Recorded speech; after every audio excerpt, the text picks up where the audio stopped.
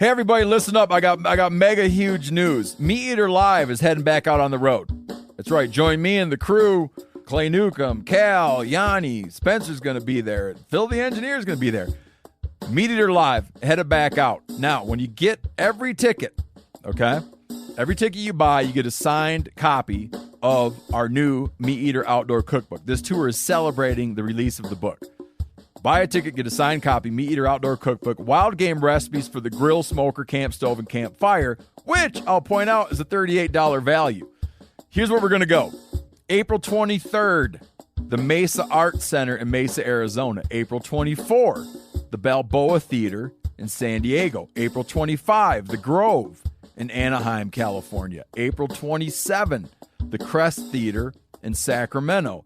April 29, the Union in Salt Lake City. April 30, the Egyptian in Boise. May 1, the Wilma Theater in Missoula. May 2, the Bing Crosby Theater in Spokane, Washington.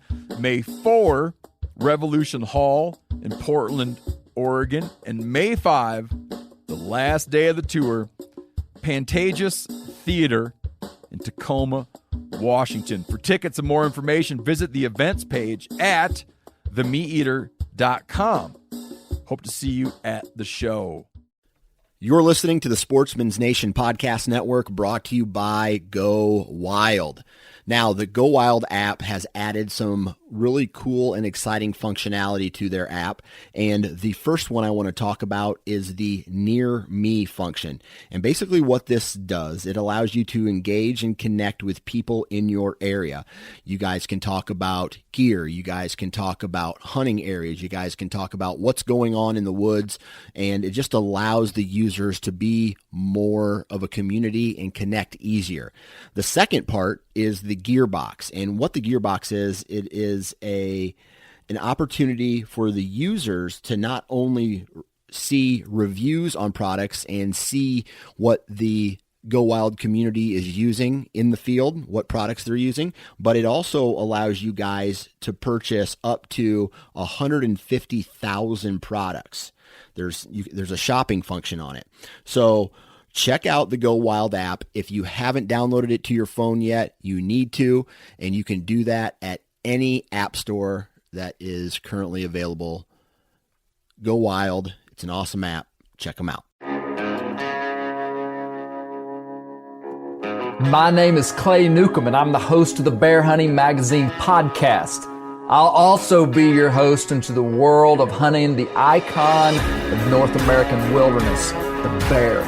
We'll talk about tactics, gear, conservation, but we'll also bring you into some of the wildest country on the planet, chasing bear.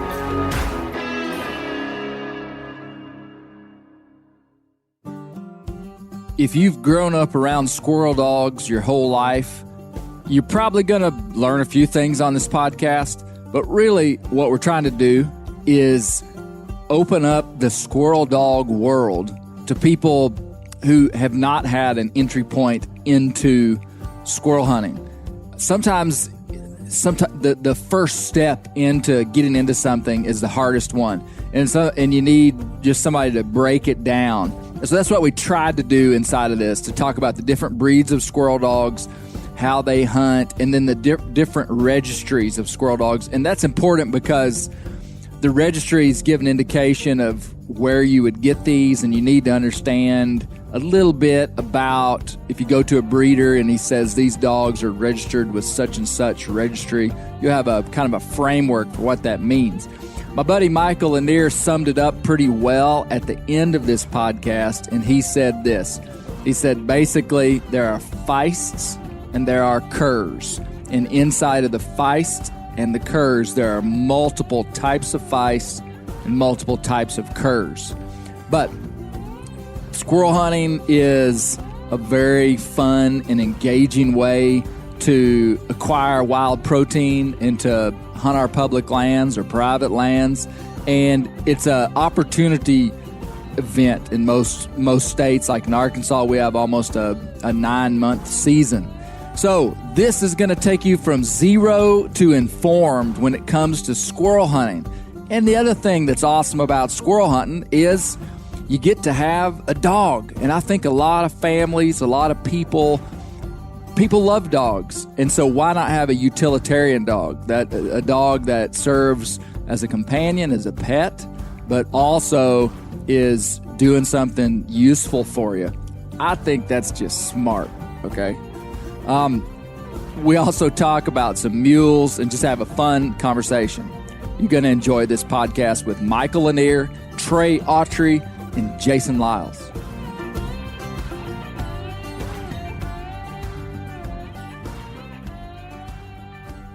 Well, you know what a good size Ozark Mountain, Northwest Arkansas coon weighs? Jason will know, so you guess last. Because I've hunted for pretty hard for the last 5 years.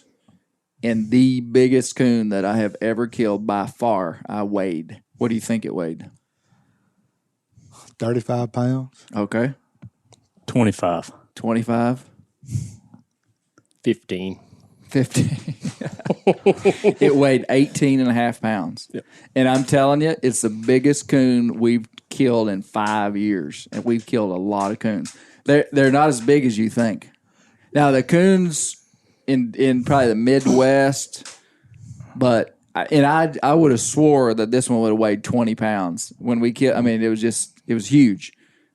18 and a half pounds on a certified scale. I went to my neighbor's, he's got a certified scale over here. Anyway, so I'm saying that to say if Susie weighs 17 pounds, she may have got a hold of something that's bigger than her. Well, she'll jump on a coon. I've seen her do it before. Yeah. We were squirrel hunting one day, look up, and there's a fur ball rolling down the hill, and she had a coon by the throat. And anyway, she killed that one. I mean, feisty little guys. Oh, she ain't got good sense. She thinks she weighs 50 pounds. Well, hey, I've got so we're at the global headquarters, and I've got to my right Trae Autry, originally from Mississippi, but now is transplanted to Northwest Arkansas. I got Michael Lanier sitting here. Michael's a native Arkansan, and Jason Liles. Jason, your family's been here for forever. Yeah, since 89. Okay. Yeah. That's forever Yeah, enough. long enough. Long enough. But we're going to talk about squirrel hunting. And you three guys are, all of you in different ways have helped me big time getting into the squirrel dog world. Jason's the one that hooked me up with Tess and Timber. So the two dogs I've got right now come from some of Jason's lines. Mm-hmm. And then Michael and Trae are my squirrel dog mentors. Trae's actually he's like, if I were Luke Skywalker, he would be like Yoda. Okay? We need to start calling him the squirrel hunting Yoda. But then Michael Lanier is like Obi-Wan Kenobi. Okay? I hadn't watched Star Wars since I was a kid, so don't get me wrong to think that I'm like a Star Wars nerd, because I'm not. But I think the metaphors flow strong enough. So I thought you probably were.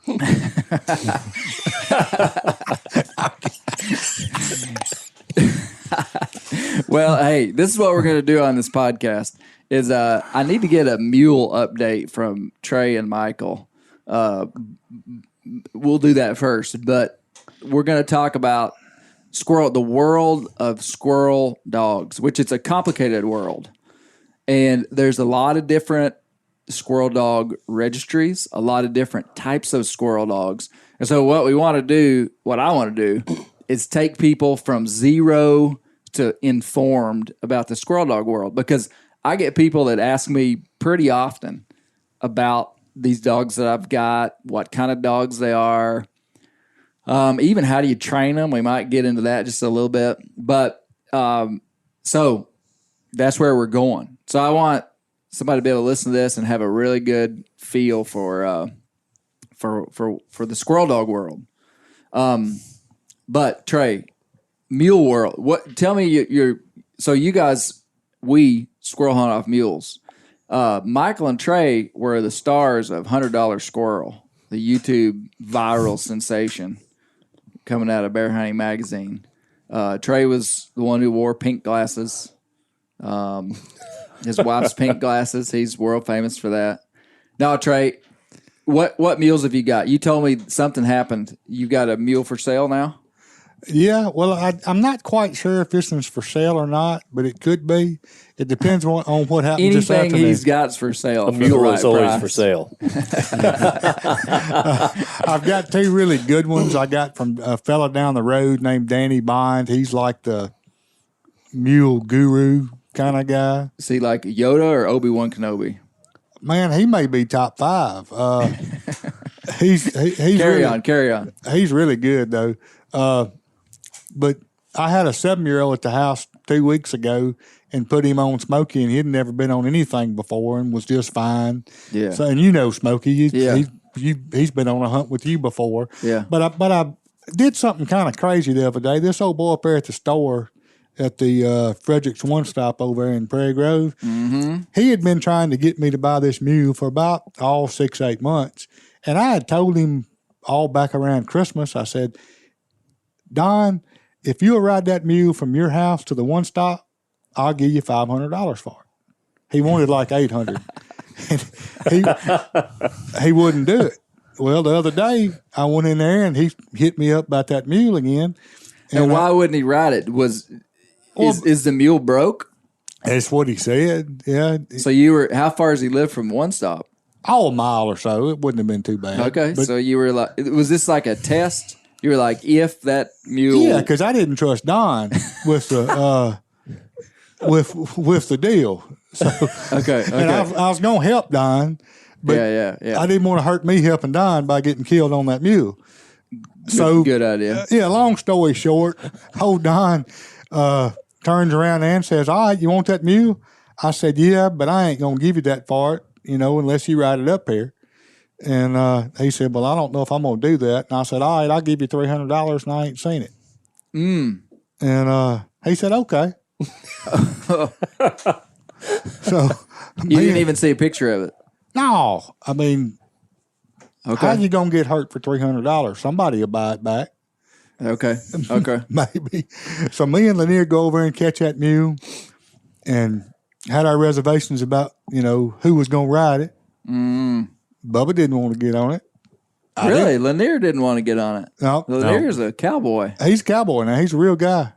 Yeah, he is. So I wasn't so sure I wanted to get on it. So Lanier went on home and I tied him up over there and I got the clippers out and I said, let's see what he does when I try to clip his old hair here. Mm-hmm. Old Joker just stood there. Okay. Well, What color is this mule? it's a red mule. Very big? No, it's about the size of Willie. Okay. How tall is that mule in there? 14 hands, maybe? No, he's not quite 14. He's thinner than Willie, too. So 13. Perfect size to hunt off of. Yeah. You ain't got to duck too many limbs. Mm-hmm. So anyway, that Joker stood there. I said, I think I'm going to ride him. Put a saddle on him. He just stood there. Rode him off. Perfect. And I'm thinking, boy, didn't you do good. $300. $300. I rode it off. I'm a cowboy now, right? So I the next day, I saddle him up, and we go up the hill. And we got in some woods, and I had changed bits on him because, I was trying to figure it out. And that Joker reared up twice, bunny hopped, and he was trying to hurt me. And I hung with him, got him on back down to the house, and gonna take him over to Devil's Den this afternoon, get him on a hill that's pretty much 90 degrees, and see if he's gonna make the travel squad or we're gonna have to sell him, one of the two. I'll be darned. Yeah. Man, Anyway, hey, if there's one thing about Trae Autry, he's not afraid of a mule. No, he is not. He's really not. I probably ought to be, You probably should. right, but I mean, heck, the ground ain't that far. Well, didn't one of the ones you got right now throw you off one time and you just... Yeah, I rode Willie home one Sunday afternoon from Danny's, and the next day I got on him, and he threw me off, and I went head over heels, right there on that old white gravel. Man, that hurt. Yeah, it did. But I got right back on him, and man, I wouldn't give a skint monkey for that mule right now because you can shoot a shotgun off of him. They're good. Yeah. It's a good pair of white mules, matching mules. Now, you know what I always say, too? Your street cred goes way up when you got a pair of matching mules. Oh, they look good coming down the road. Yeah. No, they do. Yeah. Yeah. Well, that's exciting, man. I didn't know he had a new one. Man, that mule will be fine. You just gotta just ride it, man.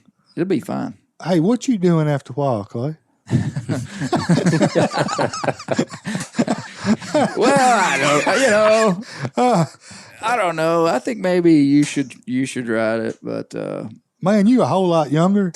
I'd ride it. Oh, ain't no question. Anybody that'll catch a snake like you do will do anything. Well, do you think these folks know about your snake catching abilities? probably not. Probably not. Really? No, I don't talk about that much. I wouldn't tell nobody either. They don't think you're crazy. I used to catch a lot of snakes. I don't anymore, though. About last July, you caught one.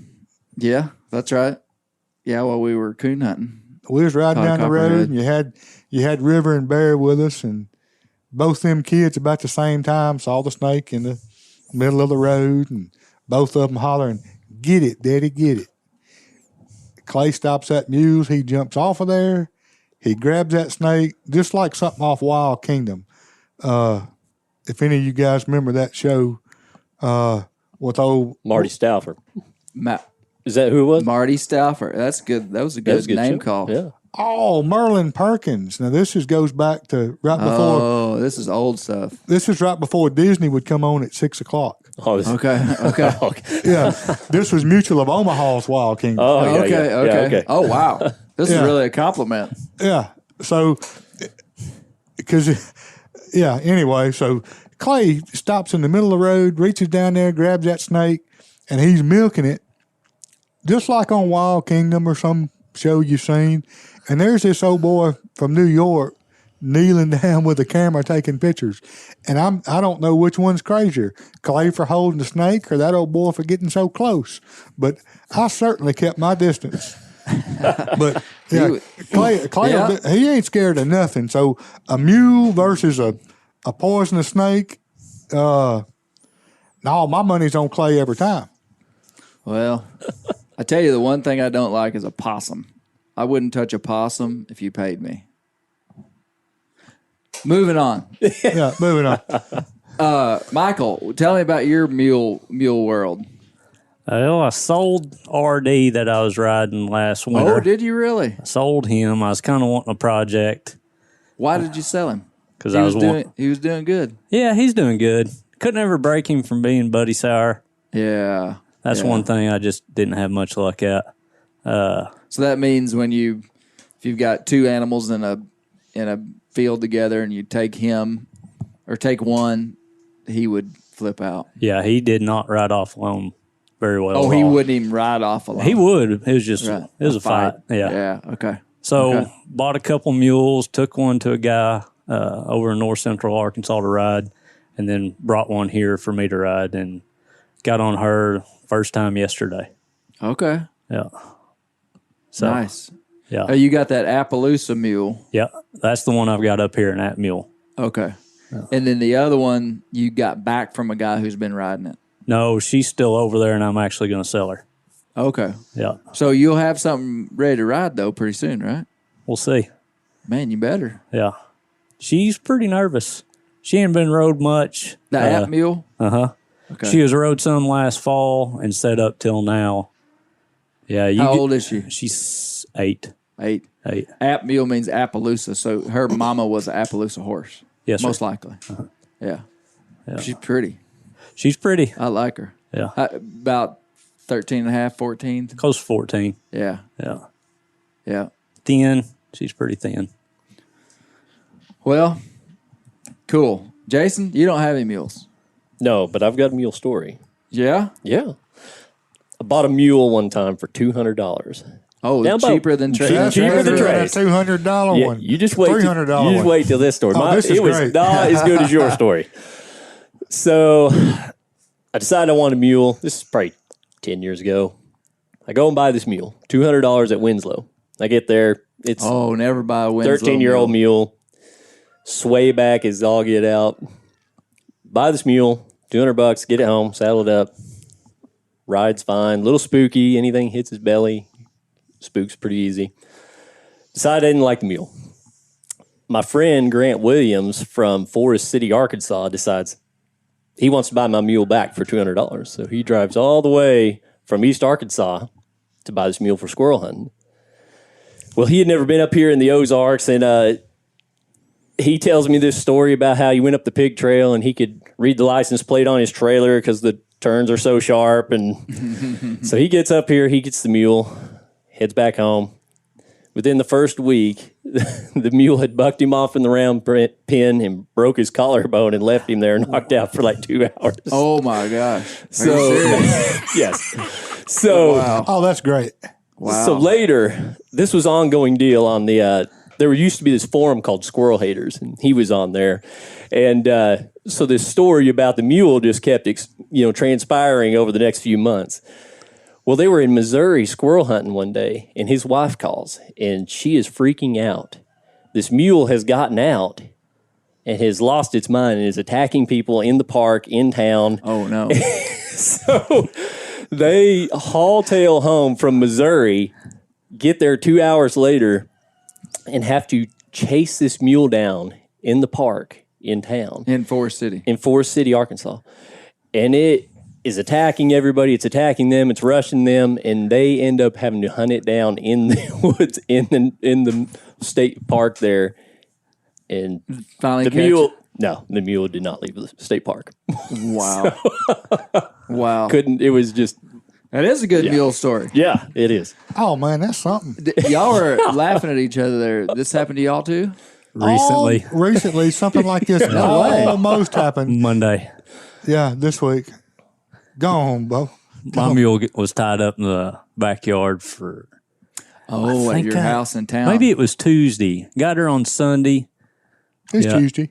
Yeah, tied her up, and she got her leg up over her lead rope, broke her halter. I was at work. Kids called me and said the mule's running loose in the neighborhood, in the backyard.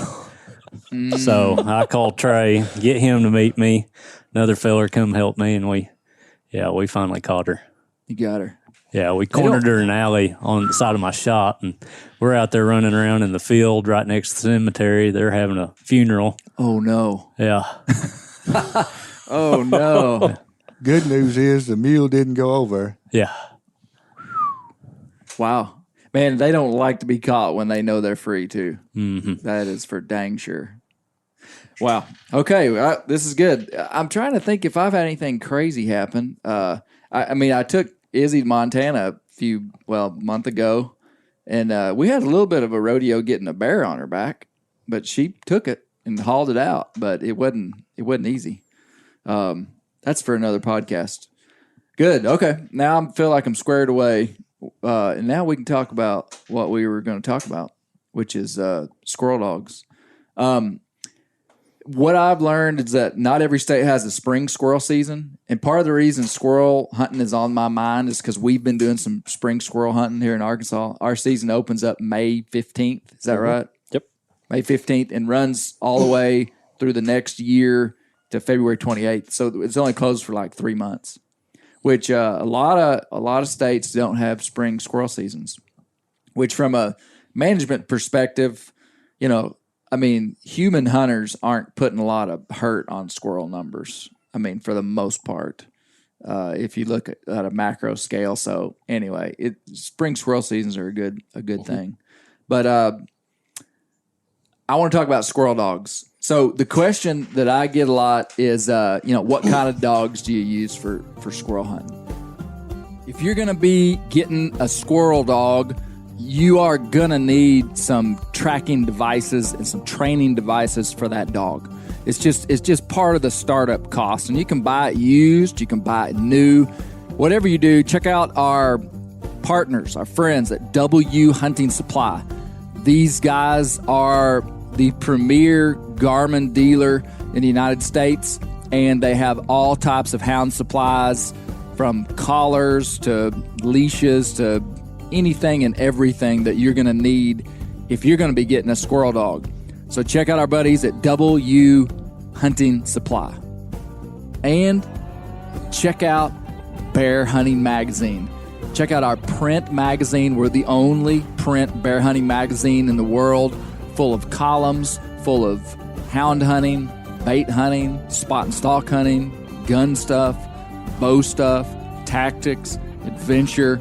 And you get this thing mailed to your door every 2 months, and you get to read it in your own house. It's not like this crazy internet content that just comes and goes.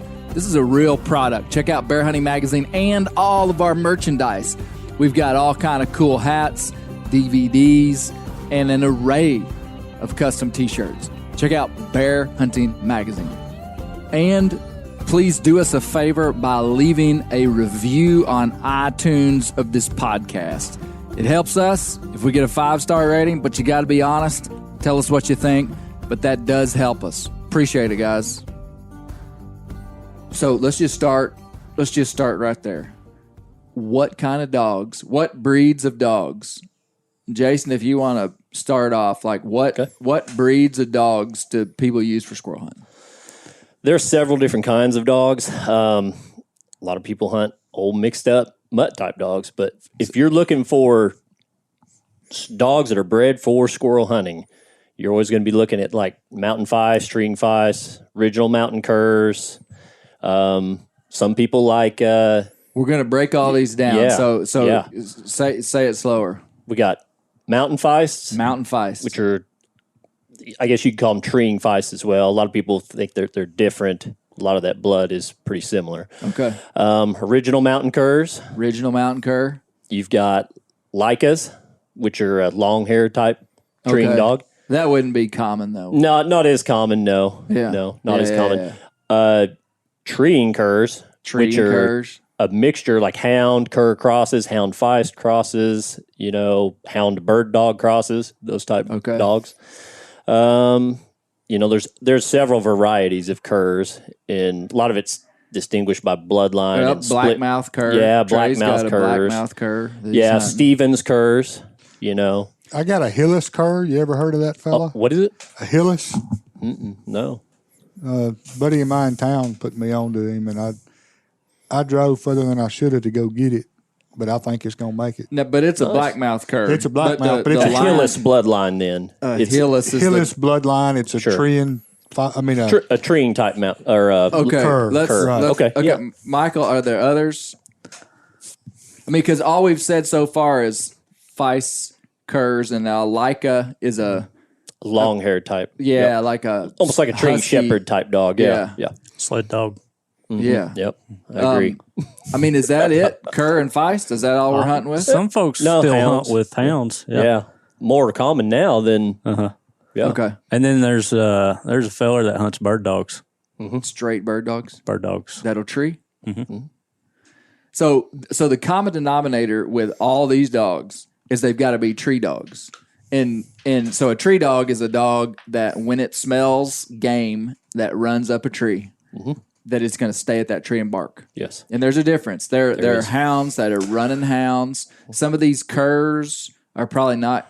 More run to catch type dogs Yeah, than like tree dogs. they Yeah. use a lot of these cur dogs, blackmouth curs especially. Most of them are like For hog hog dogs. Yes, Hog right. dogs. So, Yep. like, the treeing instinct of that dog is not that important. And so sometimes it could be, I'm not going to say it's going to get bred out, but it could be. I mean, there it are is lines selected that to bred out. Right. are they're baying an animal on the ground. So if they smell scent up a tree, it doesn't mean anything to them. So I want to establish that a squirrel dog has to be a tree dog. They are not always going to see the squirrel run up a tree, so they're a scent dog. They're smelling the scent of a squirrel. Now, they might see it run up a tree, but most of the time they don't. They're smelling the scent of a squirrel. They're finding the tree that squirrel went up, and they're standing there and barking until you get there and give the dog a command to leave or shoot the squirrel out or whatever. Yep.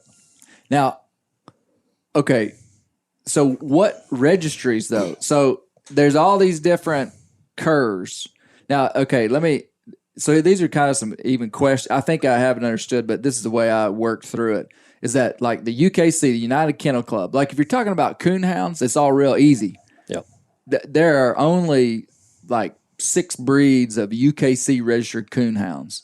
You know, black and tan, English, blue tick, plot hound, walker, leopard. There's a leopard cur, I think. Yep. But squirrel dog's not so, right, Michael? Well, I mean, you got the original mountain cur registry. Yep, OMCBA. Now, is that a UKC registered dog, original mountain cur? I think with UKC and PKC that curs are just registered as tree and curs. I believe. So UKC has a tree and cur? Yeah. You can register a mountain cur with UKC, Okay. but it'll be registered as a tree and cur, as the way I understand it. Okay. Yep. Okay. Is that right? think I that's believe right. so. Yeah. Okay. I'm kind of out of the cur world. Okay. You know? Yeah. Okay. Well, Same with feists. describe Feists, Michael. Describe the feist and cur registry as you know it, because there's different organizations. And what I was getting at is like UKC. It's just like clear cut. There's registered dogs, and then there's not registered dogs. Mm-hmm. But the squirrel dog world is different because there's these little independent breed registries. breed registries. So just talk about that a little bit. Well, I think you've got the original mountain cur, then you've got NFTA What does that stand for? or NTFA. It's National Feist and Cur- Tree and Cur Association, I think. Yeah. Okay. Then you No, got it's NFTA, National Yeah. Feist something Association. I Okay. forget what the acronym is. And then there's Mullins Feist. Now is that a breed in its own? Yes. Mullins Yes. Feist is a Yeah. breed of feist. Yep. And then what else have you got? ATFA, ATFA, NSD, Which is Sport National Squirrel Dog. Or I Is think it it's Sport Dog? No, I think it's National Squirrel Dog Registry. Okay, yeah, I think you're right. okay. Yeah. Yep. And now what does National Squirrel Dog Registry? They're Registry. just a group. They're kind of like UKC and PKC. They are basically a competition hunt registry, and they will register a lot of tree and cur crosses, like hounds and feists and mountain cur crosses or pure mountain curs.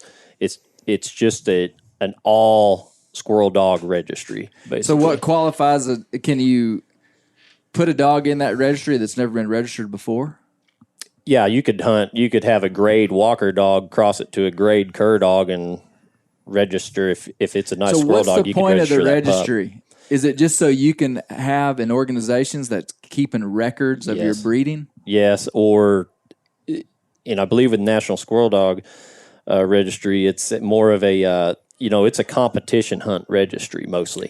Tell me what do you mean by that? They have they have competition squirrel hunts where it's almost like money earnings, like No, PKC. I understand. you Okay, know. so they're Yeah. keeping track of Yes, the there's dog's points winnings. earnings every every So competition. someone would register a dog in that because they wanted to competition hunt that dog and Yeah. be able to enter it into those contests. It would right. have to be registered Right. with that. Yep.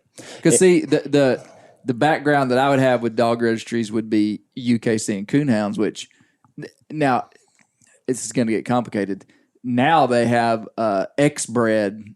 Crossbred hunt registry. Yep. Yeah, so you can put dogs in UKC registered events. But basically, Yep. I mean, you got to have a registered plot bred to a registered UKC plot in order to have dogs that are registered. Yep. I mean, there's no way to get into the registry With a grade dog. with a grade dog means a dog that has no unknown papers lineage. Yep. and essentially by papers what we're talking about is you can get the genealogy of these dogs back. You can pay UKC a certain, you can get when you register a pup, if it has registered parents, you can get a 7-generation pedigree or a 40-generation pedigree, Right. I think. Right. And you can go back and you can track these dogs. I mean, it's a breeding registry. But so the squirrel, okay, so now I understand the competition squirrel hunt. The reason you'd register it is so that you could competition hunt it, but it's not necessarily keeping. Not so much on the NSD, I don't believe. Okay. And and I don't know for sure if NSD has to have their dogs hunt tested, maybe. I think it's just basically, I don't think I don't know, I'll have to ask my buddy, but I don't think they're registering litters of pups. I think it's just a competition dogs. Yeah, yes. And then it's got breed standards, though, doesn't it? It might possibly. Like a feist is 30 Right. pounds and 18 inches and under. Right, and right. Okay, so in NSD is National Sporting Dog Squirrel Dog Registry. Squirrel Dog Registry. National Squirrel Dog Registry. Yep. Okay. NSR. Is that what it's called? Just NSD. Well, what's the D stand for? National Squirrel Dog. Squirrel Dog. Yeah. Got it. Okay. Yeah. Are you following this? Because we're going to, once we get done with all this, we're coming back to Trae's philosophy for papered dogs. Okay, you be working that up, okay? No, I'm really trying to understand this. This is good. We just got to work through it because it's not clear cut. So NSD has breed standards for different dogs. So I could take my little dog out here and register it as a feist with NSD because why, Michael? Because it met the breed standards under 30. You requirements. think it's under 30 pounds? Under 30 pounds and under 18 inches or 18 inches and under is typical max feist. Okay, That's the max so size. a feist is a descriptor of a dog that meets a certain physical characteristic standard. That a treeing dog that's under 30 inches, under 18 inches of shoulder and under 30 pounds. Is that right? Well, it is. There's more to it than that with squirrel dog guys. Mom and them Okay, had to be a feist. Okay. Yeah. Mom and daddy had to. So you had couldn't to, take a wiener dog out here that would tree a squirrel and say, I'm going to register this as a feist. No, see, that ain't gonna work. Okay. with those registries like that, typically that's what they're wanting is a feist is a treeing feist is going to be 30 pounds, 18 inches and under. But it's more than that to guys that actually keep and hunt feists. There's bloodlines that are involved with that. If you have a half hound, half German Shorthair Pointer, and that dog ends up being small, you could register it as a feist, but it's not. It's not a feist. No, not to a real squirrel dog guy. It's about the bloodline that makes as well. sense. I've just been trying to nail down like the hardcore definition of what a feist is because there's so many different styles, and all these feists don't look the same. Like you get a Walker hound, and a tree and Walker looks like a tree and Walker, but a feist. He may be lemon colored. He may be brindle and white, like my Black little and dogs. white. He may be black. Yep. Like there's just so much variation. So You could have a cur that's under that size as Yes. well, Oh, but yeah. I wouldn't call it a feist. is my dog a feist? Is Tess a feist? I would say yes. Yeah. She's mostly feist blood. She will carry mountain cur and a little bit of tree and Walker blood, but she is And see, mostly that's where it's feist different blood. than the coon dog bloodlines because, I've got a dog out here that's a feist, but she's got original mountain cur in her. Yes. And she can also be registered as a tree and cur. Yes. Yeah. Right. Yeah. I've got two dogs that are quarter Walker, quarter bird dog, half feist. Yep. And I would call them both a feist. Really? Yep. So if it's got any feist in it, it could be a feist. Well, depending on the size. Like, okay, say those dogs were 35, 40 pounds. Some might say they're more of a tree and cur, even though they're half feist blood. You get get where we're going with this? Yeah. No, it makes sense. It's just not intuitive. Trae, does this make sense to you? Oh yeah. But by blood, those dogs are mostly feist. So, yeah. Yeah. Okay. And that's what I understood. But it's just, I think we got to say that this is definitely different than coonhound registry. Oh, yeah. Way different. Yep. Mm-hmm. Why is it different? Oh, because coonhound registries, they're very strict on the bloodlines those dogs go back to. Most feist dogs and even cur dogs, they could possibly even have some unknown lineage. But there's guys that have good dogs. They're good, proven squirrel dogs and they want to be able to have some sort of registry to register these dogs with that they can go and enjoy competition hunting or start keeping track of the lineage if they start breeding pups out of that dog. Yeah, that makes sense. To set a family Is it line. because it doesn't have as long a history? Because, see, like these different lines of coonhounds, a lot of them came over from Europe, you know? Right. And so they came here for all these years, and so people had already in their mind these different breeds of hounds, and they like to keep them separated. They like to keep, you know, the blue ticks and the English and the Walker and the black and tan. And then maybe these squirrel dogs were just like, they didn't come from Europe. I mean, maybe at some point way back they did, but I mean, these are kind of like American bred They got dogs. squirrels over there? They do, but I don't know that they mess with them much. We were pretty hungry people when we first got here, so we'd eat them. We still eat them. No. Do y'all see where I'm? Yes, I'm trying to understand why it's like that, and because it seems like it'd be easy enough to be like, okay, there's feists, and these are the only ones that are feists. They're curs. They're the only ones that are curs. But it just seems like it's a little bit more flexibility in the squirrel world. It's a little bit squirrely. Yes. They're definitely mixed up dogs. Do you like that, Trae? Trae like that. Oh, yeah. Oh, he's showing me something here.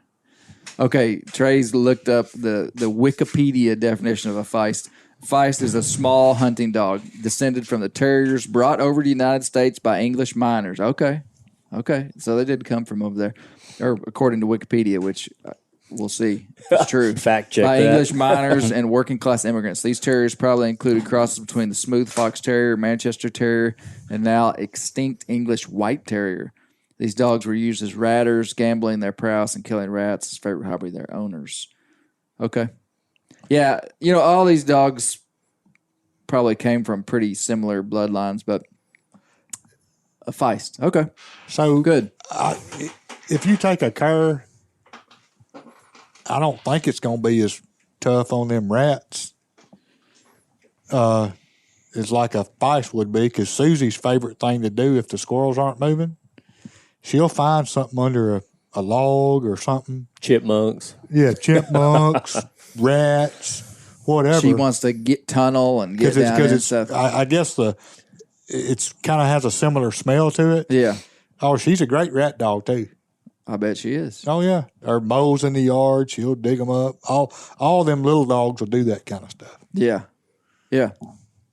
Well, I think it's starting to make sense to me. The registry is that these dogs, a lot of them were just mixed up dogs. There were probably a lot of different regionally specific kind of dogs that kind of people of a certain area started breeding. Is that right? Like the Mullins feist, like where did that come from? I mean, there's a guy named Mullins, right?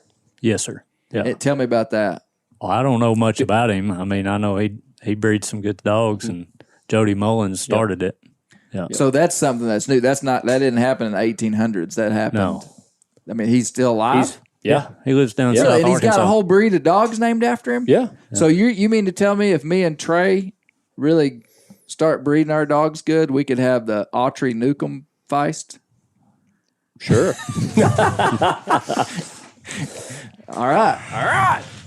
Well, no. Okay. See, that makes sense too, because they're not making any new coonhound breeds. You know what I mean? Nope. I mean, it's not like, but I like that about the squirrel world. It's kind of flexible. I want to stop this right here and make a correction. Jokingly, I said, hey, me and Trae could start our own breed of dogs. Really, what we should have said was that if Trae and I started breeding dogs, potentially we could start our own line of dogs or strain of dogs. So we would have feists. We wouldn't be creating a new breed. But, you know, an individual could, over time, over generations, if he had something really unique that he was breeding in, he could create his own strain of dogs. I just wanted to clarify that. So we weren't trying to say that a new breed of squirrel dog could be developed. Thank you. Yeah, it's based off of bloodlines, basically. You know, you've got, with mountain curs are the same as feist as far as the way they started out. They were used to cur, the definition of cur was mixed up mutt like a homestead type dog. Yeah. Well, they're actually bred into a breed registry now. A lot of them are. Now they have their own breed They registry. have OMCBA, yeah, started in 1957 is when it actually started coming around. So they just have their whole own. Yes. Yeah. And all the dogs within that registry are supposed to lineagely go back to the first however many dogs that were originally registered in that registry. That makes sense. But there's other bloodlines of original mountain curs that aren't in that registry anymore, like Kemmerstock mountain curs. Those dogs were OMCBA registered dogs at one time, but Robert Kemmer, the developer of that particular strain of dogs, branched away from the OMCBA and bred his dogs specifically to his standards, and so now they're separate. And there's some of those dogs they're not as common, are dual registered, Kemmerstock and OMCBA. I'll be darned. So, which those are not as common anymore. Yeah. But it's mostly with the feist dogs, you get most of those dogs are going to be NKC registered, which are National Kennel Club Registry. Okay. And there's also ATFA. ATFA does not register litters of pups. They're more of a competition hunt organization, and they are a hunt test organization where a member has to come sign off that your dog will and tree game be seen. I see. So Okay. There's also a Stevens cur. Stevens cur as well. They're mostly a black and white Now, cur you dog. hunt some Stevens curs, don't I you, had Michael? one. Yep. No, I had two. I tried out, and the guy I got them from told me that one of them was registered, one was not because it wasn't old enough to be registered. I think they have to hit a year old before you can register it. Yep. And it's got to meet their breed standards. Yep. Okay. And they branched away from the OMCBA as well. Okay, let's bring it back down to like a functional level. I want to talk about what the different dogs do. Like, because there's like the only reason you'd have a different kind of dog is because that dog had some characteristic that you liked. So every dog, all these are going to be a little bit different.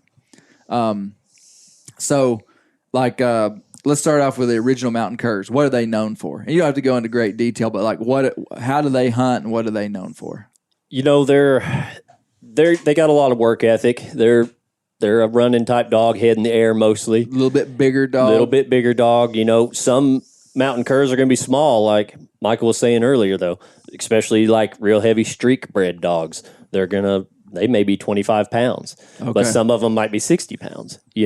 Mountain curs vary in size. You could mistake a mountain cur for a hound. Except for a lot of times they'll bob their tail. Yes, or they come natural bobtail as well. Do they really? Oh, yeah.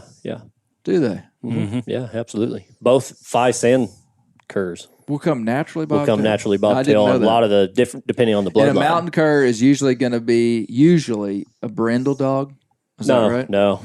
There's lots of yellow colored dogs. Okay. Yeah. Red, brindle, black and white. But never, some of them, depending on the bloodline, you'll get some open spot dogs once in a while, depending on the bloodline, but those dogs can't be registered. Open spot. Like white with colored like almost like a pointer or a hound. Okay. Like a walker hound. And we don't like that. They can't be registered, not with OMCBA. They have to meet the breed standard, no open white spots past the shoulder back. If they have too much white up on their flanks, can't register them. Certain bloodlines throw that more than others, Yeah. That white's a recessive genetic. So original mountain cur, somebody would look at it and almost think it was a hound. A little bit shorter ears. Yeah. A lot of variation in color. Mm-hmm. Usually a bobtail, either cut or natural. Mm-hmm. And they're going to usually not bark on the track at all. Mostly silent. Some dogs are open. My dog's open on coon. Really? Yeah. And that means when he smells scent on the ground of the animal he's trailing, he'll bark. He will bark, yes, on the track. As opposed to a dog that's silent on track would trail game without barking, and then when that game is treed, he'll begin to bark on the tree. Yes. And that's a lot of people like that. A lot of the squirrel dogs are like that. Majority are bred for silent trailing usually. Yeah. And so original mountain curs are used for coon hunting, squirrel hunting primarily. Is that right? Primarily, yes. Yep. Would you say more squirrel than coon? Yes. Yeah. More squirrel than coon, but quite a few guys coon hunt them too. There's a lot of good combo dogs out there nowadays, but they're kind of an all-purpose dog. But yes, as far as most original mountain curs will make better squirrel dogs than a coon dog versus a hound, Yeah. So. Do they hog hunt them much, original mountain curs? Yeah, they will as well. Most of the dogs that are getting hog hunted, I would say, are probably the dogs that didn't pan out as well as a squirrel dog. Didn't show much treeing instinct or something. But they'll bay and stuff. Yeah. Oh, yeah. Very greedy dogs. Yeah. Michael, what breed would you like to describe? Oh, feist. Tell me everything I need to know about the way a feist hunts and why I would want one. Well, I mean, I tried curs for a while and just didn't click for me for whatever reason. Then I started trying some feist, and one thing I noticed different, they're a little hotter nose, might hunt a little closer, a little bit easier to, or a little bit more apt to want to please, be your buddy, the ones I've had. But I also kind of changed up how I raised them when I started getting the feist. Started bringing them in the house more, let them ride in the front of the truck, Some of them, they won't have very good bark. Some of them will kind of have a yippy bark, high pitched, versus most of the curs have a real good bark, good mouth on them. And you want that just so you can hear them. Right, and I like the sound of it too. Yeah. Yeah. And they, and what you mean by hotter nosed is that like they're gonna pretty much only show and bark on game that was there pretty quickly. Yeah. I mean, they're not gonna bark on a 2-hour-old squirrel. I mean, they might, but that just as an example versus a squirrel that was standing there 2 minutes ago. Correct. Yeah. And most of the ones I've had here lately, they're not belly up on the tree. They're not right up against the tree, and they're kind of back off. They're really looking for the squirrel. They're wanting to timber it. If it timbers out, leaves the tree, they're gonna. And do you like that? Oh, absolutely. So a feist is he's using his nose, but he's also using his eyes and ears. Absolutely, yes. I mean, that's what they're known for, right? Mm-hmm. Yeah.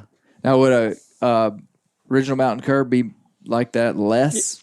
Little less. There are bloodlines of dogs that are more of a hard tree dog, and some that aren't. They will timber and watch for a squirrel as well too. But there's a lot of those bloodlines that are just real hard on feet on the wood type tree dog. Yeah. But yeah, both breeds, they know what they're doing. They're bred to hunt and find a squirrel, see it, timber it if it goes. Yeah. But feists are very sight oriented, and I mean they're hot nosed dogs, like Michael was saying.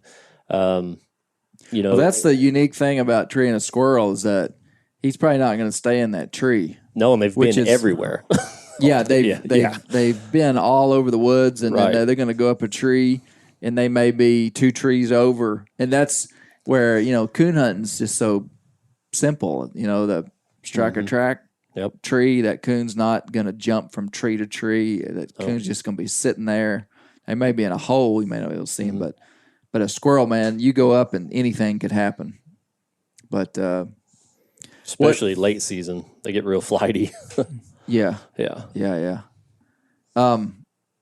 What other like a tree and cur, like these dogs that I've got could be registered as tree and curs. Mm-hmm. Would a tree and cur be known as anything different? A little bit wider hunting, a little bit louder, you said, than a feist, Michael? Mm-hmm.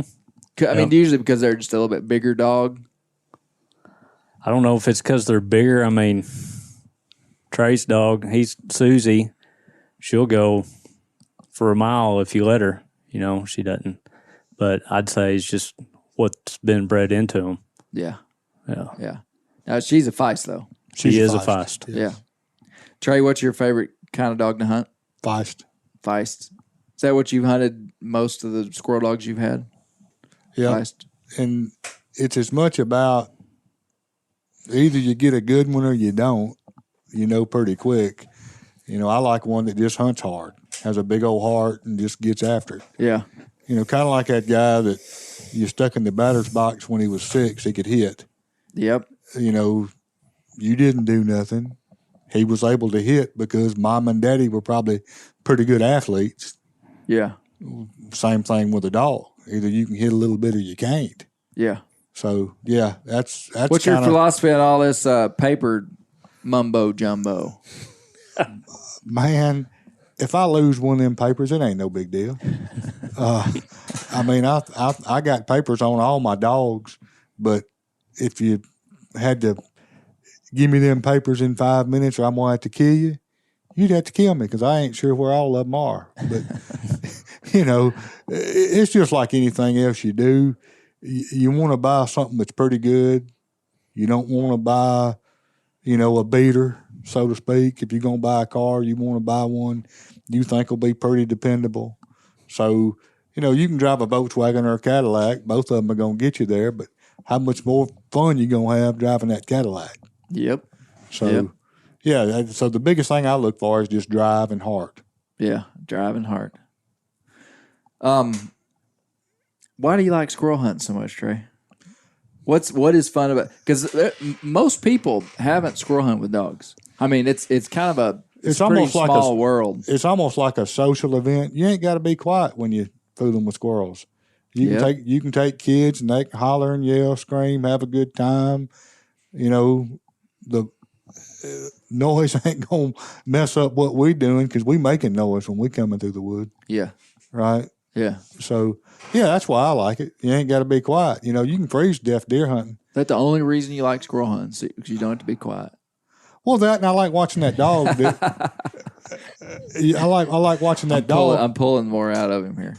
Yeah, but I do like that dog trying to figure it out and do all that, you know. And it gets pretty exciting when the squirrel takes off through their timber and everybody's shooting at it. Oh, you bet. You know, it's chaos there after that. The more times you shoot, the more fun it is to me. Yeah. You know, if you just drove up and shot one every time you pulled the trigger, that wouldn't be any fun. Yeah. You know, I just like the action. You're Yeah. always moving. You know, you can sit in that deer stand and freeze to death. Now, I done said that twice. You got to have a heater to do that. Yeah. But if you're walking or riding a mule, you're getting a little exercise. Yeah. And the only reason to have a mule was because there's too many hills around here.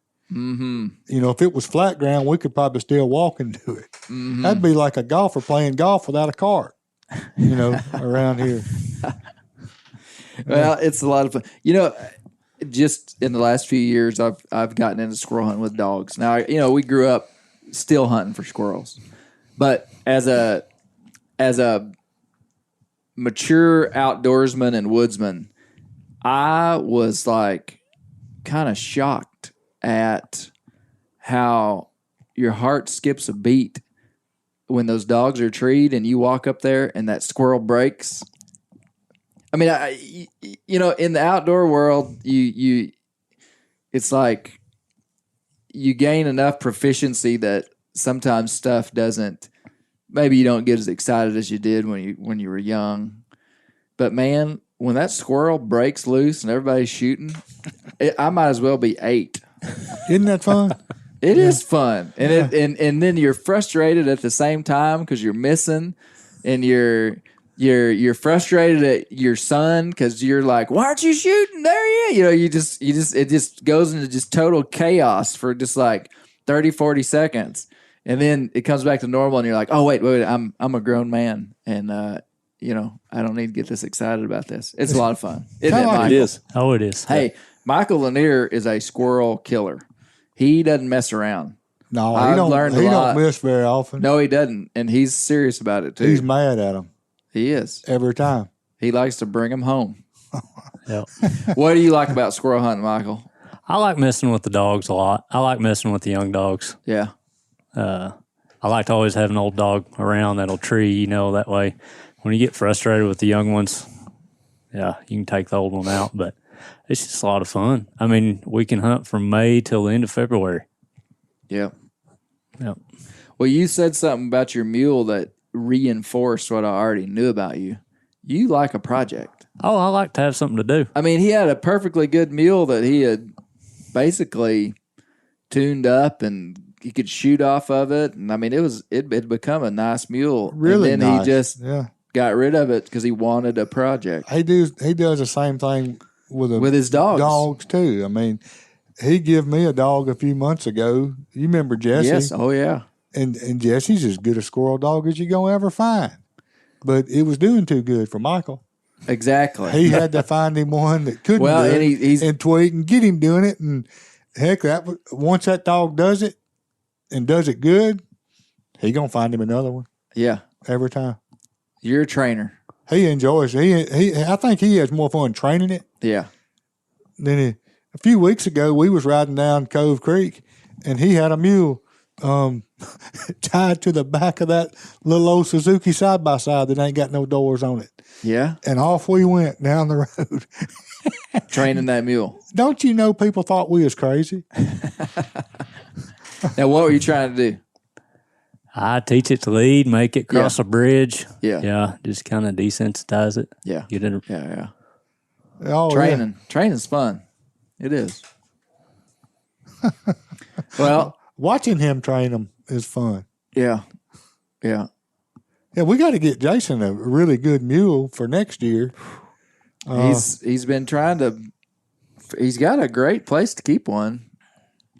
He just, I don't know. Mm-hmm. Well, Jason, what do you like about squirrel hunting? Man, I like a little bit of everything about it. I like the dog work. I like the history of the bloodlines of those dogs. Just the camaraderie going out on a frosty morning, leaves are falling in November, and just hearing dog fall tree. I love it when we're walking in the woods just talking, and then you hear that dog bark. That's my favorite thing. Yeah. I like to know that, man, when you get there, especially if it's a younger dog, it's exciting to get there and see a squirrel there. Yeah. Shoot that squirrel out. Man, for somebody that doesn't have, let me go back. The old phrase, he doesn't have a dog in the hunt, or he does have a dog in the hunt, is a metaphor for someone that's got a vested interest in something, they say. I mean, that metaphor goes through all cultures in North America anyway. I bet people in the city say that and they don't even know what they're talking about. Point being, when you have a dog in the hunt, it transforms the hunt. And so someone is considering getting a dog, or someone's considering getting into squirrel hunting. You don't even know how much fun it is until you get it all. You could come squirrel hunting with somebody. Trae took me squirrel hunting years ago, and we had a great time. But at the time, I wasn't ready. I wasn't in the position to get a dog, and we had a good time. But it wasn't until I got a dog that you really understand it. And I knew that would happen because I had coon hunted enough, and I knew if I ever got a dog, I'd love this. But just wasn't ready to make the commitment. But point being, I hope people listening to this conversation could find an entry point into the squirrel dog world, and if you did, you would enjoy it. And what I think's happening too is that people are looking for entry points into the outdoor world, and sometimes big game hunting intimidates people, new people. Big game hunting can be intimidating because of it's a low opportunity game. I mean, you're going to hunt for a whole season to hope to get maybe one opportunity, right? Yeah, at a deer or at a bear. Man, squirrel hunting is an opportunity game. I mean, we're going to go squirrel hunting, and it's not a question of whether we're going to kill squirrels. It's how many. You know, I mean, most of the time we get skunked every now and then in a tough part of the year, but so, and you don't have a 200-pound animal laying on the ground that you've got to butcher and take care of the meat, and you've got a 1-pound animal. It's a little bit less commitment. Mm-hmm. The other thing that's cool about squirrel hunting is, especially with a dog, is these dogs become part of your family. Mm-hmm. Most people have dogs anyway, and I have long been a utilitarian dog man. I mean, we don't have pets around here. I mean, if there's going to be a dog around here, he is going to be contributing to the protein surplus of this family. But there are pets too. I mean, people that have like just a dog. I don't know. You guys probably have dogs, so present company accepted. You know what I'm saying? Mm-hmm. I want a dog, but my point is that these hunting dogs fill the pet slot. Okay, that's what I'm trying to say. So I'm trying to widen, see, because there's all these guys that are listening to this podcast right now that are trying to figure out how they're going to talk their wife into getting a squirrel dog. Well, that's exactly right. Mm-hmm. That's pets. Really what this podcast needs to be about is how do you build, it's all about building the narrative and the family culture in order to make a gateway for a squirrel dog. And when my family 5-6 years ago we decided it was finally time for us to get another dog. We had dogs. We've had a lot of dogs, but there was a period where we didn't. The time came when the kids were old enough. We had the place. It was like, we need dogs. Misty was like, let's get a boxer. And I was like, I like the idea of the dog. How about we get a plot? And that's how that started. And anyway, now that we're deep into it, the best decision we ever made. Do you guys have any tips? Trae, what are your tips for talking your wife into letting you get a squirrel dog? Don't tell her about it. Just show up with it. Because good advice. I mean, you can't, because I'm at the point right now. Good news is my wife will never listen to this, but I'm getting the dog next week, and she has no idea it's coming. I'm going to tell her. Oh.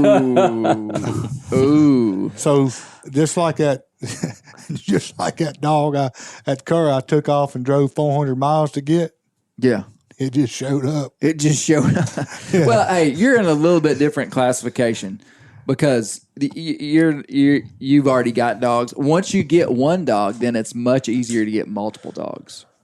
Yeah, let your wife feed that dog one time and pet it, and that old dog, licks her in the face a couple times.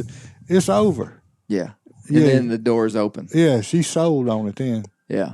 But it's between the time you got 4 or 5 that you thinking to go get another one, you don't say a word. Okay, you just bring it home. Yep. Hey, yep. In our family, I've taken my family out to East Tennessee to Roy Clark's place, and we've been to a couple other big bear hunters places. And buddy, bear hunters have dogs. Okay. I think Mr. Roy Clark told me last time I was there, I think he had 27 dogs. Wow. And so my family, we think a lot of Roy Clark. And so, like, my family thinks that the number of dogs you have is a status symbol. So you with me? Sure. The more dogs you have, kind of like the higher up on the totem pole of society you are, because Roy Clark's got a lot of dogs. Oh, that's awesome. So now I think I've got 5 dogs, and the kids are like, yeah, you're getting there, Daddy. We probably need some more. Michael, tip for how to bring home a squirrel dog for your wife. Katie loves all these dogs that he has. She is an animal hater. Who's telling the truth here? Okay, so she doesn't like the dogs. She likes me to have squirrel dogs, but she does not like animals in general. Okay. Yeah. Okay.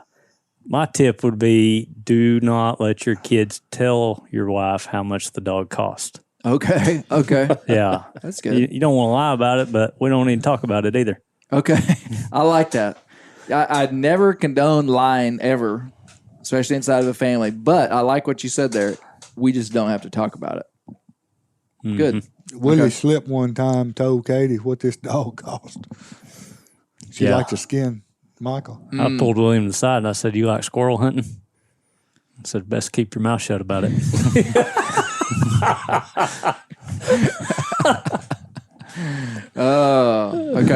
Okay. Good. And your dogs, I mean, you're taking full responsibility for these dogs. It's not like, your wife's having to, they're not like living in your house all the time. I mean, I'll bring the puppies in some, let them ride in the truck with us, but no, they're outside for the most part. Yeah. Okay.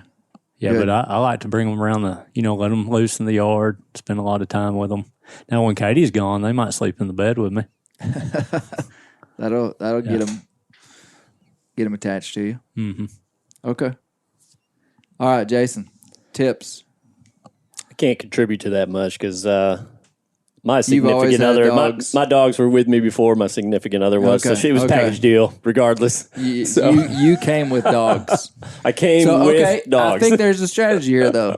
Before you get hitched, Yeah. you have dogs. Become squirrel hunter before you even tie yourself down. Yes, And then that's good. they I can't like that. complain. I mean, I That's like pretty, that. He's on to something He is. because it's like That's a pretty good idea. That. either. but my old lady likes to go squirrel hunting with me. So That's good. I mean, That's good. coon hunting.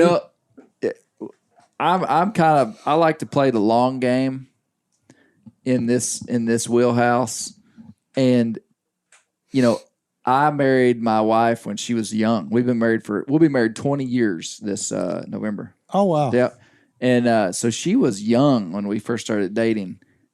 I've been developing family culture, as we say, for a long time. So hunting dogs is just like valuable to her, which they wouldn't have been in her family. She wouldn't have known much about them, But I think to her, she just thinks like every normal family has like a bunch of hunting dogs, and that's good. So I don't have to talk her into it. Man, you should have been a salesman. Yeah, Well, you are.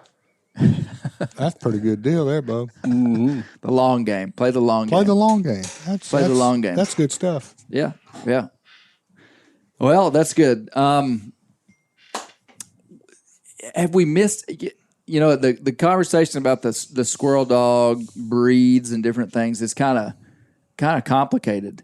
Is there anything that you could say that would simplify it? I don't know. I mean, or have we covered it all, Michael?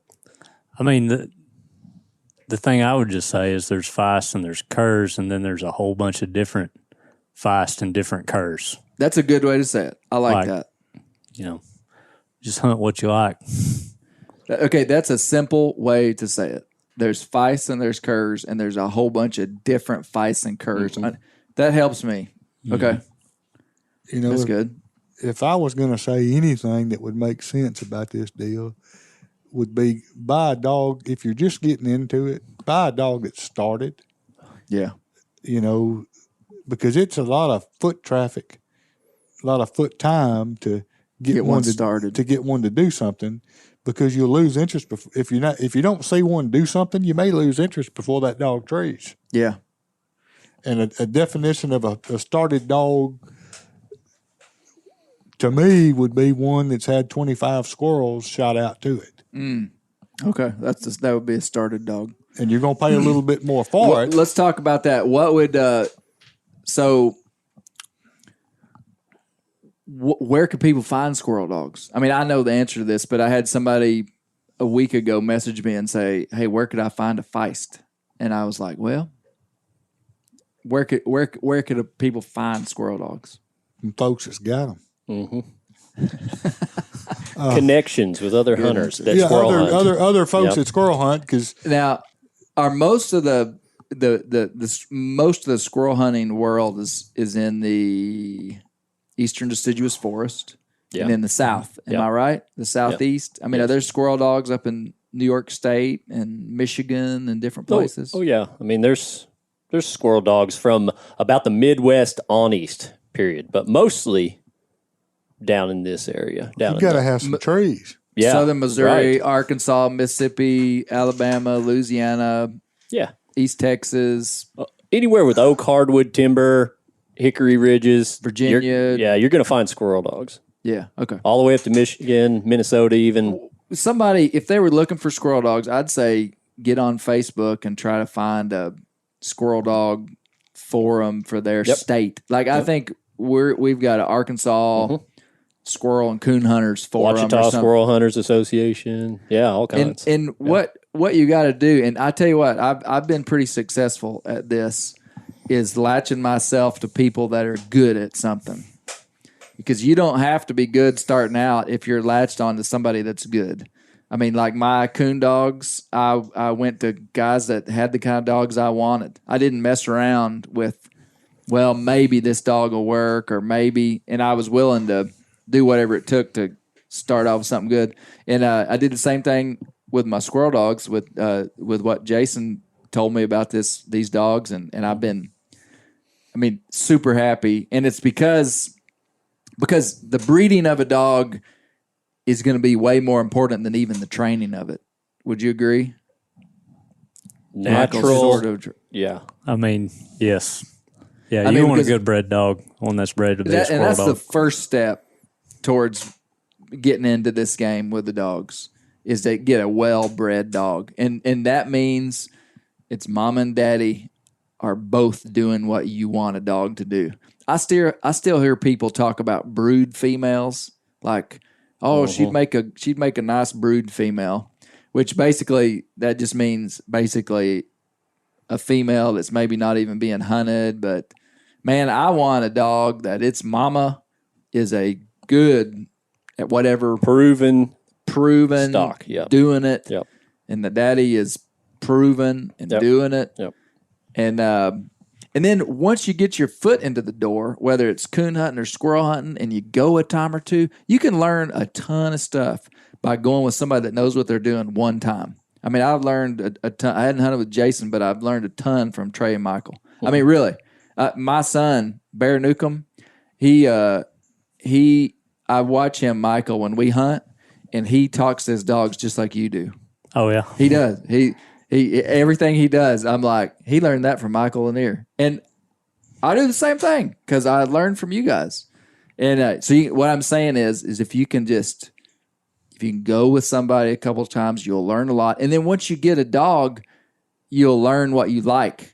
Like you might get lucky and the first dog just be exactly what you like, which probably won't happen. Could happen.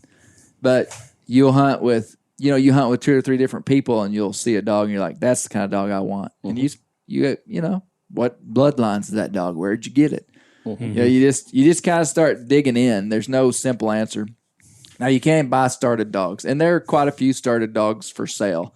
But I'd want to know somebody before I buy a started dog, though, because in my mind, it's always like, why are you selling that dog? Well, most of the time on a started dog, they'll take you hunting and let you see the dog. Yeah. And some of these old boys just sell them because they got too many. Mm-hmm. I guess like Michael, or they enjoy doing it, and they like to make a little $1 or $2 to pay for their habit. Yeah. Yeah. So there's legitimate reasons to sell a dog. Oh, if you get a started dog, you a whole lot better than a mule. You don't know what you're getting. Yeah, with a started mule. Yeah, I'm with you. You don't have to ride that dog. No, if you go hunting with a fellow that's gonna sell you that dog, if he's legitimate and pretty good old boy, he's gonna let you go hunting. He may let you go hunting 2 or 3 times, or heck, he might even let you hunt with him and you take the dog home. If you hunt like by it, yourself. Pay for it. Yeah, like on a trial. A trial deal. Yeah, and that's a good way. That's a good some good terminology. And if a fella won't let you do that, don't buy his dog. Right. Yeah, take the dog on a trial because Lanier loves doing that. Yeah, it's like going to the store and buying you something, use it a couple times, and then send it back, get your money back, like at Walmart or something. But yeah, ain't no telling what he'll have at his house. Where'd you get that dog? Oh, I'm just gonna see what it'll do, or I'm gonna try it for a little bit. And yeah, he loves doing that. Yeah. Okay. Started dogs. What would you general price range for a started 1-year-old dog? I know there's a lot of variants. Just general. Bloodline's going to depend. A lot of there's certain bloodlines of dogs, feists, sinkers that are more popular, and people are going to take advantage of that. But then there's you get a half cur hound or a half feist hound that's a super good started dog and get it for $800,000. Yeah, but you can. That's probably, what do you guys think? It's probably going to be that's what I was thinking. About that. That'd be about that range for price range. Yeah, dogs that's starting to kill squirrels. But if it's let's just say somebody was one of those boys that championed one of them dogs Right. out, and you're going to buy one that's Yep. proven. Yep. You know, forget started. You want a proven dog. You just throw it out and you're good to go. I don't know. I mean, it's worth whatever somebody wants to give you for Yep. it on that day. Yep. Yeah. That's right. I mean, it could be $2,000 to $4,000. Yeah. Right. They're not cheap. Yeah, finished Goods. dog, I would Yes. say, yeah. Yep. Well, I guess it all depends on how good a finished dog, but 1,500 up. Yep. It's going to depend Finished on the dog. age of the You agree dog. with that, and- Michael? Well, my son and I usually don't talk about dog prices, Ooh, but that's right. yes, Well, think about this. You go hunting that day and you kill 15 squirrels in the afternoon. Mm-hmm. Price just went up. I mean, that's just the way it works. Yeah. Yeah. I mean, I've been offered some money for a dog before, and I wouldn't take the money because I like the dog. Yeah. So getting somebody to sell one to you that's already finished is going to be tough. Yeah, that's you'd have to find somebody like Michael that enjoys training young dogs, or sometimes guys legitimately need the money, or will sell a dog out of need, Right. and they got a good dog, and they're like, I'll sell that dog for $2,500. Hey, y'all follow me on this one and see if you think it's true, because it is true. Any kind of animal that you train and start based upon the socioeconomic status of that region is going to have the same price categorization. Mules, coon dogs, squirrel dogs, bird dogs, and I can't speak for any other part of the country, but it's all the same. Mm-hmm. Think about it. What could you pay for a Greenbroke half-started mule? Well, it depends on what it looked like, how old it was, how started it was, but you could get a Greenbroke mule for $800. What's a started squirrel dog cost? $800. A finished mule that's pretty good, that's safe, and is in its prime age range, you're going to be paying $1,500 to $1,800 plus, all the way to the top. And you could go in southern Missouri and buy a $20,000 mule from some of these big guys up there. Y'all see what I'm saying? Mm-hmm. But you can buy a heck of a. And I have quite a few people message me from all over the country about mules. And I had a lady message me the other day, and she said she had a 16-year-old mule. I think it was in Pennsylvania, and it had been ridden by an 80-year-old man, and it was real gentle.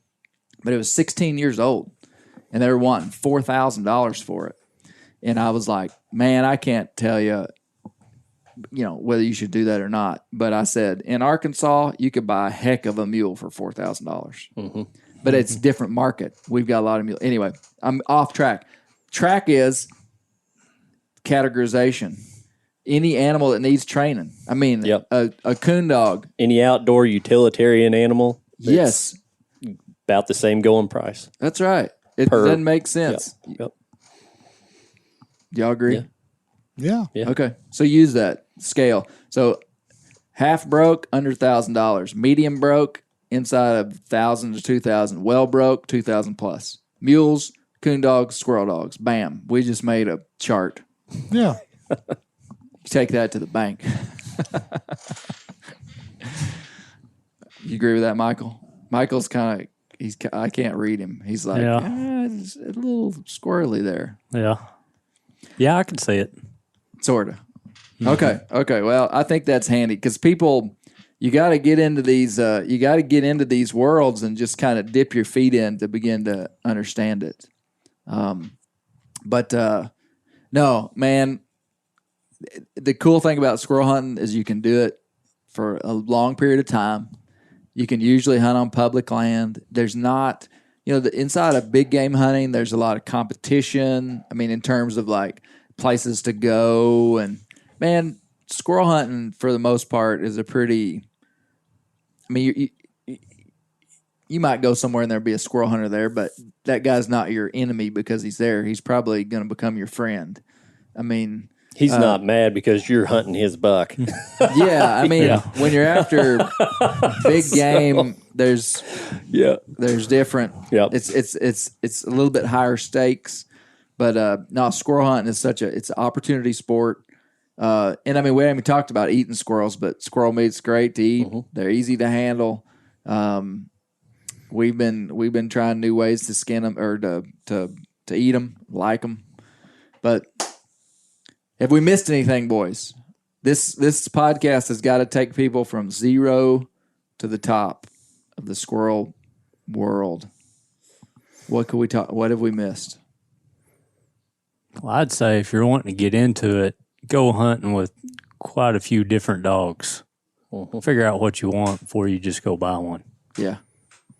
That's a good one. I'm not a competition hunter, but I'm sure I've been to some before. I'm sure them fellers would love the company and love to talk about their dogs. You can meet a lot of different folks at one of them. Yeah, so a competition hunt might be a good place to go. Yeah. And we didn't even talk about competition hunting. That's a whole nother sphere of the squirrel world that we're not really talking about. Nope. We're kind of just talking about pleasure hunting, meat hunting, as they say. I know Michael and Trae and me, I mean, we just want dogs that we can kill squirrels over. In the competition world, you're looking for a dog to kind of do it in a specific way. Yeah, it's totally different, and I haven't comp hunted since 2009. It's just my favorite thing is at the end of the day taking a picture with all my buddies and seeing squirrels on the tailgate. Yep. That's the memories and the hunting, and that's what I like. Yeah. So. Yep. Well, all right, guys. Hey, thanks a ton. Thank you, Trae. Thank you, man. Enjoyed it. Yep. Yeah. Michael, thank you. Yes, sir. Thanks for coming out. Jason, Anytime. Thanks a ton. And keep the wild places wild, because that's where the squirrels live.